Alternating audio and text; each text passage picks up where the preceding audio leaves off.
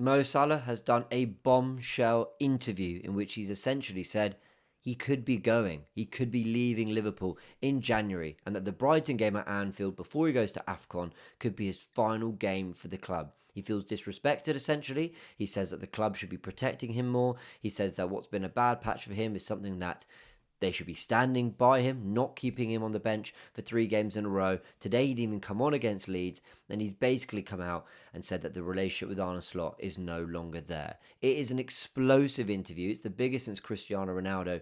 And actually, a lot of YouTubers flagged this when I was watching their reaction. They were saying, like, have we seen a bigger one since Ronaldo spoke to Piers Morgan when he was back at Manchester United? And Mo Salah has come out and defended his position and the fact that he's not playing at Liverpool at the moment, and come out and said, look, this could be the end for me, essentially. Now, I was going to read out the quotes, but there are so many, and I'm sure this isn't the first reaction video you've watched to what's going on with Mo Salah and Liverpool.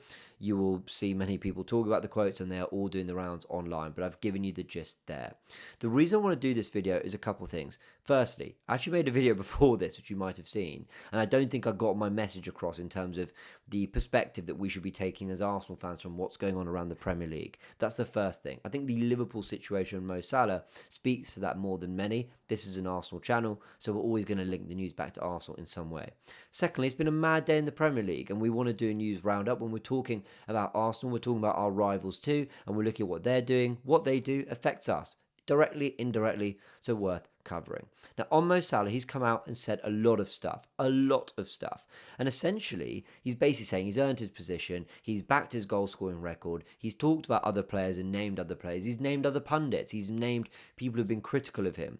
But what I will say is he's mainly defended his position, and he's claimed that there is no relationship there with Arne Slot. Now, I'm completely torn on this situation because on the one hand, I want to say, don't air your dirty laundry. This is between you and Arne Slot or Liverpool, and you guys need to figure this out. Another part of me goes, this is quite dramatic, right? It's 3 games that you haven't started. But to be fair, Isak hasn't really had a regular run in the team because Ekatike's been there. But Ekatike can feel that he started really well and got pulled out because Isak signed. Gakpo has been in and out the team, I think, or I might be wrong about that. I'm pretty sure he's been sort of taken out once or twice. Then you've got player, yeah, he was, for Wirtz to play on the left. Szoboszlai had a great thing going with Gravenberch and McAllister. That midfield's been pulled apart, where I think maybe all 3 of them have lost their place in the team at some point, and that dynamic's been broken apart to accommodate the new players.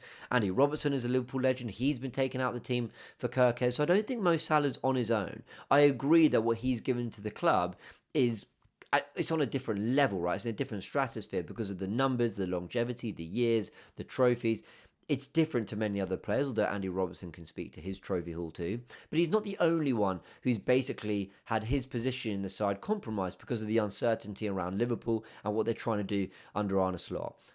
Arne Slot and Liverpool have been in a terrible, terrible run of form, and they're trying things to turn it around. Now, do I believe Liverpool are a better team for not having Salah in the team? No, I don't believe that, and the results prove that. They just drew to Sunderland and Leeds, 2 newly promoted sides, drawing 1-1 and 3-3 after having leads in both games. No, they didn't have a lead against Sunderland, my bad. So, no, they're not better for not having Mo Salah in the team. And I think he's also got the right, because of the level of performance he's given, to come out and speak out to a degree and defend himself. But what gets really interesting is essentially what has the line of communication behind the scenes been. And I think this will answer it all. The problem is we don't really know. Maybe there'll be an investigative piece in The Athletic that will tell us the truth around all this. But essentially, if Mo Salah is being treated like every other player, in which they are just simply trying different combinations and different ideas to get the best out of this Liverpool team, then I think you've got to say, look, Mo, you haven't been playing very well this season. As much as you've got an unbelievable body of work at Liverpool, legendary state at Premier League level, it's a legendary run of form that he has had over 8 years at Liverpool and in the Premier League. This current campaign, you haven't played very well. So if Liverpool want to try things, taking you out of the team, I think you just got to accept that. You're paid handsomely. You've had a tremendous time there. The manager wants to do something different. I think to a degree you got to hold it for more than 3 games, right?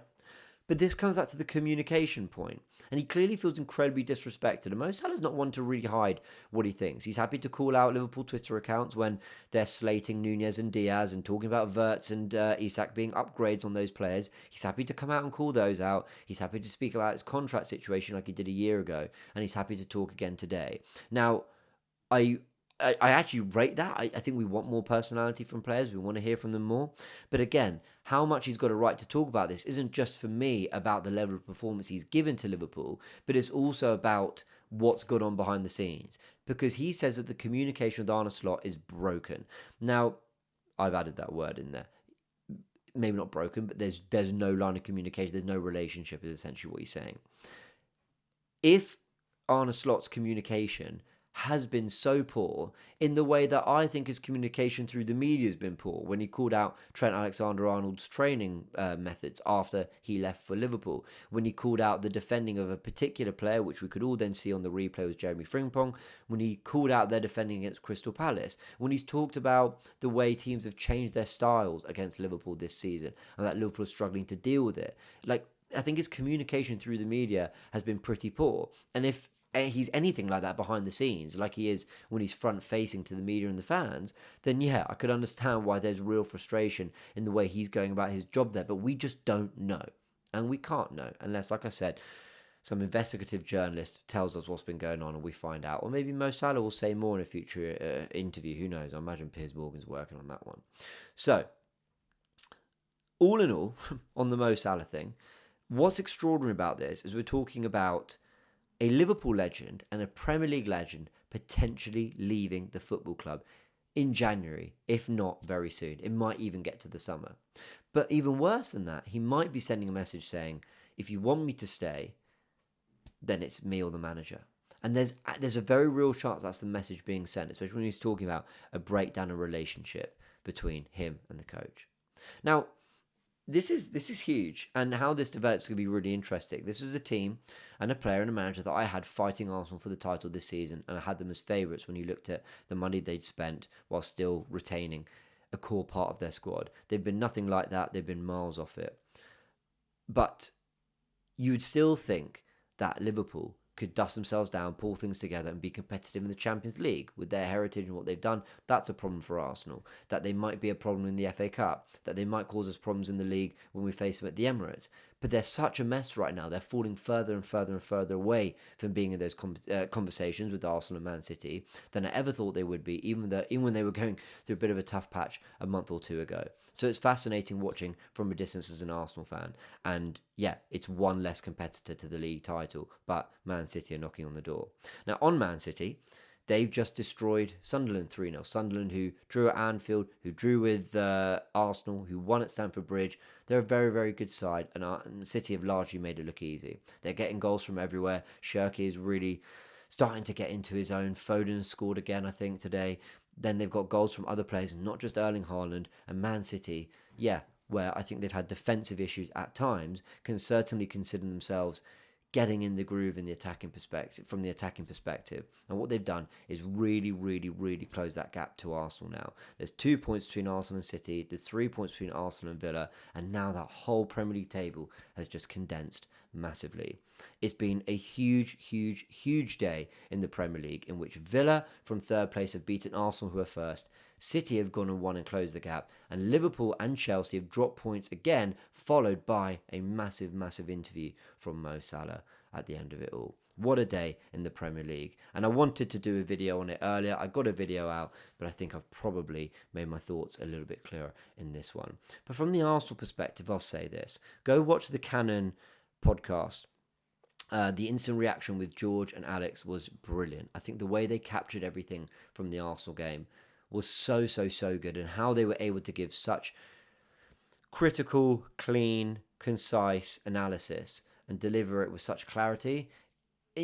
After a game which you've lost in the manner in which you've lost it, they have my respect. There's a reason I do content on the can, because I think they're brilliant and the work they do there is brilliant. But seriously, go watch that. But in the aftermath of that, and sitting on the result a little bit longer, having my dinner, going for a run, watching other football, seeing news break through, listening to this instant reaction on the Canon, I will say this. I don't want to do the whole, oh, well, things are worse elsewhere, so The Premier League has been an incredibly volatile league already. Teams are jumping from 13th to 5th in the matter of games. Everton, who is our next away trip, are currently 5th in the table. Now that could change if Palace win, but right now, as of recording, they're 5th in the league. We played Sunderland when they were 4th, we played Villa when they were 3rd, and we played Chelsea when they were 2nd. It is typical. Even Liverpool, who we played at Anfield, we played them when they were in the midst of their best run of the season, and it's gone absolutely horrendously since then. Everyone is jumping all over the place. And what was a really gut punching result today will really, really hurt. But let's remember a couple of things. Firstly, it's our only real bad one since Liverpool back in August. Even the Man City one, which we were disappointed with, the 1-1 draw at the Emirates, wasn't a horrible result. It was still Man City. Even the last-minute equaliser from Sunderland, the 10 men against Chelsea, they were disappointing results, but they weren't gut punches like Liverpool with that late goal from Szoboszlai and this goal in particular from Aston Villa. The defeats are the ones that hurt the most. And we haven't tasted defeat many times this season at all, so let's remember that. In the context of a very volatile Premier League, we've been pretty consistent, and I think we need to remember what this team can give us, especially on the off days. Secondly, when I look at the mess that is some other Premier League clubs, like Chelsea, who are in the title race and suddenly have fallen away in a week's work, when you look at Liverpool, what's going on with Mo Salah, the one thing I'll say is that through all of Arsenal's bad periods, and last season there were some bad patches, and we certainly have had bad moments under Mikel Arteta, the players never down tools. Not saying the Liverpool players have, by the way, but the players never down tools. There's never real breakdowns between manager and players. Not you have to go back to Aubameyang and all that, which was 4 or 5 years ago. This group of Arsenal players who we are talking about right now having fatigue, maybe mentally, maybe physically, or whatever, a big part of that is because of the fight they're giving to the cause right now. I was so frustrated and wound up by the result earlier, but the team have my backing because I know they're kind of trying to leave it all out there. And I think we can point to the very reasons why it's not happening. Injuries, fatigue, and one filters into the other and all that. So while the Premier League's gone a bit nuts today, it's important to remember that it's not always going to go your way. And Arsenal need to learn from what has been a little bit of a concerning pattern with Sunderland away, Chelsea away, Villa away. Dust yourselves down, learn from it. Don't let this become a rot like what's happened at Liverpool, because that can escalate so quickly. But I believe that Arsenal have the mentality to overcome that in particular, that they've got the togetherness, there's a belief in Mikel Arteta, they can go on and still have a very, very, very successful season, despite a bad result today. Those are my thoughts on what was an unbelievable weekend in the Premier League. Let me know your thoughts as well. Sorry for the second recording, but I thought it was worth doing so I could get my thoughts out there a little bit more clearly. Catch you in a bit.